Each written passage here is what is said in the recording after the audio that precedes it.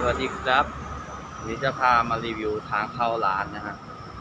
ก๋วยเตี๋ยวเรือกูตู่นะครับเราจะพามาดูเส้นทางเขาว่าจะเข้ายังไงตรงนี้นะครับเราไปดูกันครับว่าพอเข้ามานี่จะเป็นถนนราชพฤกษ์นะครับเลยแมคโดนัลล์มาจะมีทางเข้ายูเทิร์นนะครับเข้ายูเทิร์นมาจะเป็นประมาณนี้นะฮะเขาเดินเข้ามาเลยครับผมเข้ามาก็จะเจอป้ายสิริราชพฤกษ์นะครับก็เลยซอยไปนิดนึง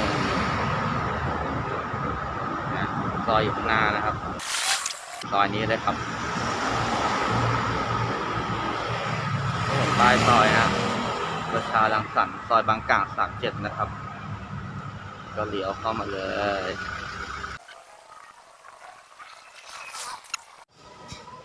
เข้ามาก็จะเจอ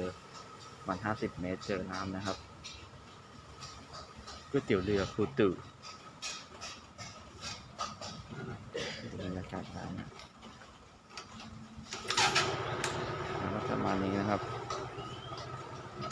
นั่งได้หลายโต๊ะนะครับ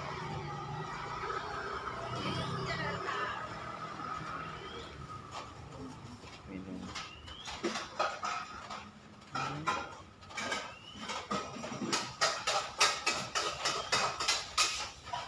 ก๋วยเตี๋ยวนะครับ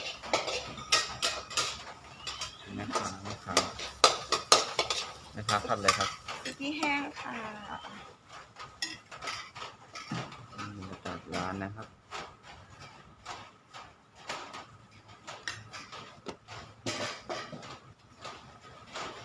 พาไปดูแม่ครัวนะ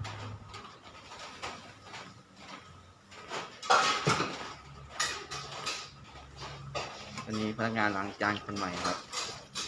ที่เราเข้ามานะทักทายหน่อยครับทักทายหน่อยครับสวัสดีทักทายหน่อยครับ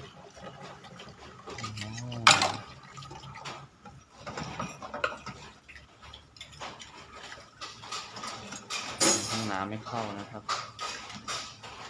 ห้องน้ำ